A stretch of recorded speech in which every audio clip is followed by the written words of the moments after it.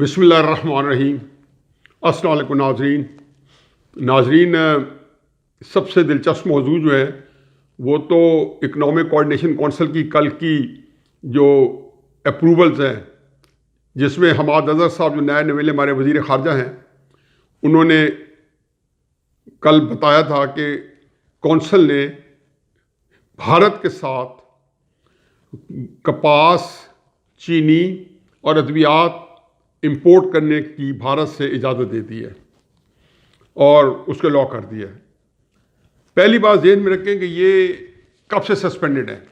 یہ 5 اگست 2019 کو جب بھارت نے کشمیر پر غاصبانہ قبضہ کیا اور آرٹیکل 370 اور 35A کو انووک کیا اور اس کو ایبولش کر دیا کشمیر کا سٹیٹس، تو ہم نے یہ پابندیاں لگائی تھی کہ ہم نے بھارت سے، بلکہ ہم نے راستے نہیں دیے۔ نریندر مودی یہاں سے ایون جو فلائنگ روٹ تھا وہ بھی ہم اجازت دے دیتے تھے کہ آپ جہاز اڑا کے جا سکتے، نہیں جا سکتے، اور ویزز نہیں ملے تھے۔ بالکل آلموسٹ ہمارا اور بھارت کا تعلق جو تھا وہ بالکل ایک ختم ہو گیا تھا، ہر طرح کا تجارتی وغیرہ دور کی بات ہے، اور تجارت اس کا کچھ بات ہی نہیں تھی۔ پھر میں حیران تھا کہ وہ کشمیر میں یہ خبر جب پہنچی ہوئی کل آج، تو وہاں ان کے زخموں پہ کس طرح نمک رکھا جا رہا ہوگا۔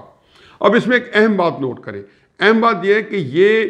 جو ٹیکسٹائل اینڈ ٹریڈ منسٹری ہے اس کے وزیر عمران خان صاحب ہیں، جو ECC کے اندر جو ریکمنڈیشن ہے کپاس کے اوپر اور ساری چیزوں کے اوپر، ٹریڈ کے اوپر، ساری چیزوں کے اوپر، تو یہ عمران خان صاحب کی اپروول کے بعد، ان کے دستخط کے بعد رکھی گئی۔ جو ذہن میں رکھیں کہ ECC نے جو چیزیں اپروو کی وہ وزیر اعظم کی طرف سے تھیں اور اس کے بعد کیبنٹ میں آنا تھا، لیکن اس سے چلتے چلتے پھر پہلے میں ایک دو باتیں کروں۔ ایک جو ہے ایک پوسٹ ہے جو کل مجھے واٹس ایپ ہے اس کے اوپر میرا خیال ہے یہ درجنوں دفعہ دہرائی گئی ہے، اور پوسٹ کیا تھی؟ پوسٹ کیا ہے؟ وہ پورے پاکستان کی جو عمران خان صاحب کی حکومت ہے اس کی 2.5-3 سال کی، پونے 3 سال کی کہانی ہے۔ اور پوسٹ یہ ہے، سی پیک ایران لے گیا، کشمیر بھارت لے گیا، اسٹیٹ بینک IMF لے گیا۔ میرے پاکستانیوں، گھبرانا نہیں ہے۔ عمران خان صاحب کے بارے میں نغمہ بنا تھا کسی زمانے میں کہ تو چیز بڑی ہے عمران خان، واقعی عمران خان تو چیز بڑی ہے عمران خان۔ اب یہ دیکھیں کہ یہ جو 14-15 سال اور پچھلے 7-8 سال سے آپ نے دیکھا ہوگا کہ وہ رگیں پھلا کے وہ کیا کہتے ہیں ایڈرینالن افیکٹس جو ہیں، جو اس کی وہ لگتا ہے ایکسکریشن ہوتی ہے، تو ایک لگتا ہے چہرے پہ بڑی سنسیریٹی ہے، وہ ہوتی نہیں ہے۔ یہ پوز یہ کہتے ہیں کہ جیسے ان کا پورا جسم جو ہے نا ایک جوش خطابت یا جذبات میں کی رو میں بہہ رہا ہے۔ یہ اکثر مجھے کہا کرتے تھے بھلے دنوں میں، کئی دفعہ پہلے میں ویلاگ میں کہہ چکا ہوں کہ if you could fake sincerity rest is easy, یعنی کہ اگر آپ اپنے اخلاص کو کسی نہ کسی طریقے سے لوگوں کو اس کے بارے میں کنونس کر لیں کہ آپ مخلص ہیں،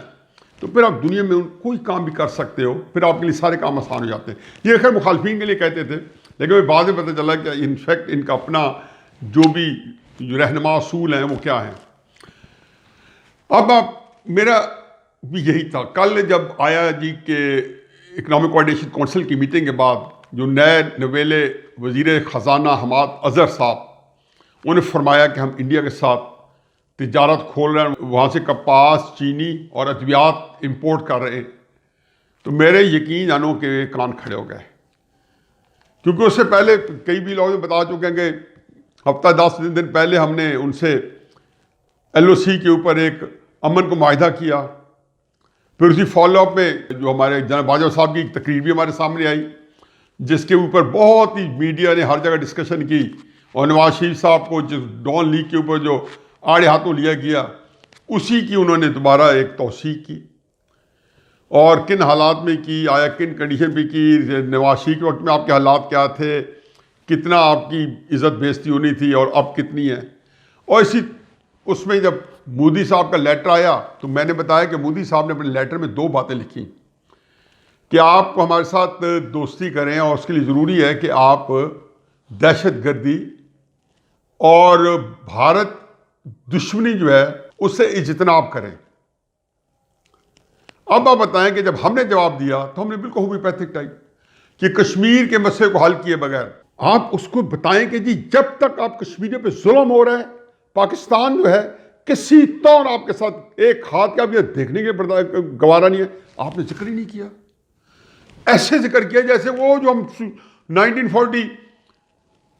کی جو UN ریزولوشنز ہیں انہی کے اوپر ہم نے کہا جی کہ وہ جو ریزولوشن ہے اس کے مطابق فیصلوں ایک اسٹیریو ٹائپ ہومیوپیتھک ٹائپ ایک بیان آ جاتا ہے. اب اس کا کیا بنا جو کل حماد ارضا صاحب نے کہا؟ میں یقین جانوں کہ کل ہی کسی کے پروگرام میں تھا تو میں نے کہا جی یہ ہے فیلر. میں ہمیشہ کہتا ہوں اس کو پاکستان میں کہ ایک ایسی چیز بیٹھتی ہے اللہ کے فضل و کرم سے، وہ ہے پبلک اوپینین، عوام الناس، ان کی جو بھی ایک رائے ہے اس کے آگے اس سے یہ لوگ بڑے گھبراتے ہیں. یہ جو سازشی لوگ ہیں یہ اتنی ملی بھگت کر لیں، یہ بڑے بڑے کو گرا لیتے ہیں، یہ نواز شریف کو گرا لیں گے، زرداری کو گرا لیں گے، یہ جیلوں میں ڈال لیں گے، مقدمات بنا لیں گے، لیکن پبلک اوپینین کا کوئی حل نہیں ہے. یہ جب آتے ہیں ڈکٹیٹرشپ سے اور جمہوریت کی طرف آتے ہیں تو کیا خیال ہے کہ یہ کوئی رضاکارانہ طور پر دیتے ہیں؟ پبلک اٹھ کھڑی ہوتی ہے اور ان کو ہر آدمی جو ہے نا بڑی توہین آمیز طریقے سے اپنے وہ سنبھالتا ہے. وہ جو نہیں ہوتا کہ مداری آتے ہیں پٹاری کھول کے بیٹھے ہوتا ہے، کسی سانپ نکالا ہوتا ہے، کوئی بندر بیٹھ کے ناچ رہا ہوتا ہے، کوئی کیا کر رہا ہوتا ہے، پھر ایک دم پتہ چلتا ہے جی اس کا کھیل جو ختم ہونے والا ہے یا اس کے اوپر کوئی آفت آنے والی وہ سمیٹتا اور بھاگتا ہے. اس انداز میں تو گئے ہیں. ایوب خان کو دیکھ لیں، مشرف صاحب کو دیکھ لیں، یحییٰ خان تو خیر اللہ کے تعالیٰ کا بڑا کرم ہے کہ ہم نے ایک کیمپین چلائی تھی 1971 میں، کرش انڈیا، اور ایک اتنی چلی تھی کہ ہم کالج میں پڑھتے تھے، نیا میں کالج میں آیا تھا، اور وہاں پہ ہر دیواروں پہ لکھتے تھے کرش انڈیا. جس ریسٹورینٹ میں جاتے تھے ٹیبل پہ لکھا ہوتا تھا کرش انڈیا، پوسٹر لگے تھے کرش انڈیا. اس کا یہ ہوا جی کرش انڈیا کا کہ 1971 16 دسمبر کو کرش پاکستان ہو گیا، اور ہمیں کانو کان خبر اس وقت ہوئی جب یہ اعلامیہ جاری ہو کہ پاکستان آج سے 2 لاکھ ہو گیا. تو یحییٰ خان اس طریقے سے گئے. چنانچہ پہلی بات تو یہ سن لیں کہ یہ جو آتا ہے اس طرح کے فیلرز آتے ہیں، آل دو اس کی گالی جو بھی پڑھی عمران خان کو پڑھی، جو برا بلا کا آگے عمران خان کو پڑھا، لیکن اس کے اندر اسٹیبلشمنٹ اور سیاسی حکومتیں ایک پیج پہ ہوتی ہیں. اسٹیبلشمنٹ جو ہے وہ اس کے بڑی لمیٹیشنز ہیں انڈیا کے مقابلے میں، انڈیا کے سامنے. چنانچہ ان لمیٹیشن کو رہتے ہوئے ان کو یہی پتہ ہے کہ یہ ہمارے کشمیر بھی ہم نے آزاد کروانا ہے، یا اس کے بارے میں کم از کم سوچتے تو رہنا ہے، یا کم از کم اس کو گفتگو کی حیثیت بنانا ہے، اور تاکہ وہ بھی زندہ رہے. اور کسی طریقے سے باقی بھی جو بوجھ ہے، کیونکہ انڈیا کے ساتھ دشمنی کا چند دن پہلے بتایا اور بڑی تفصیل سے یہ بتاؤں گا کہ آج کل کے جو بین الاقوامی حالات ہیں اس میں، اور FATF کے اندر آپ گرے لسٹ میں ہیں، اور IMF کے اب چنگل میں ہیں، اکانومی کا آپ کا باجا بجا ہوا ہے، گورنر صاحب کا فیلیور ہوا ہے، سیاسی عدم استحکام ہے. تو اس میں ان کو سب کو پتہ ہے کہ ان حالات میں آپ کے لیے مزید عرصہ یا تنگ کیا جا سکتا ہے اگر آپ نے ان کی ڈکٹیشن نہ مانی. اس ڈکٹیشن میں یہ بھی ہے کہ انڈیا کے ساتھ صلح کریں، انڈیا کے ساتھ تجارت بحال کریں. یہ وہ ساری وہ چیزیں ہیں جو آپ نے کرنی ہیں سونا اور لیٹر،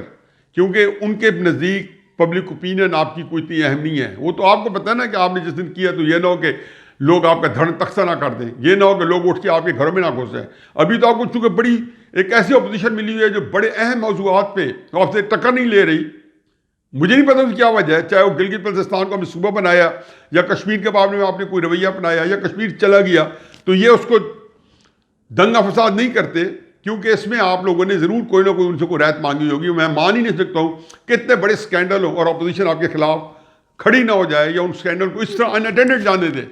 اور 1-2 دن ایک لپ سروس ہو، اس کے بعد اس کا نام و نشان مٹ جائے. تو آپ یہ پہلی بات یہ دیکھیں کہ جب یہ نے چھوڑا. اچھا، اس سے پہلے تھوڑا سا درمیان میں ان بٹوین ایک جملہ مترجہ بھی حال ہے. حماد ارضا صاحب کو انہیں وزیر خزانہ بنایا. اب حماد ارضا صاحب وہ ہیں کہ جن کے بارے میں ٹی وی ایک پروگرام ہوا تھا، جو اس کلپ آج بڑے عام ہوئے ہیں